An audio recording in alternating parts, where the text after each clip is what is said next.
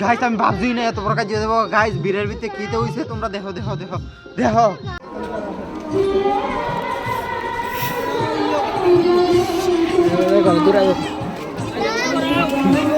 A few moments later. ঘটনাটা হয়েছে কি জানো নি এর আমি ফেসবুকের ভিতরে পাইছি ফেসবুকের ভিতরে আমার হাই হ্যালো পাঠাইছে বালা কথা এরপর উল্টা গালাগালি কথা আমার উদুদি ঠিক আছে ফোন করে উদুদি গালাগালি করে আমার কথা পাইলে বলে মারবো পিটবো ওখানে বাজারের ভিতরে পাইছি ওখান থেকে এর লোক আমার কি দেখো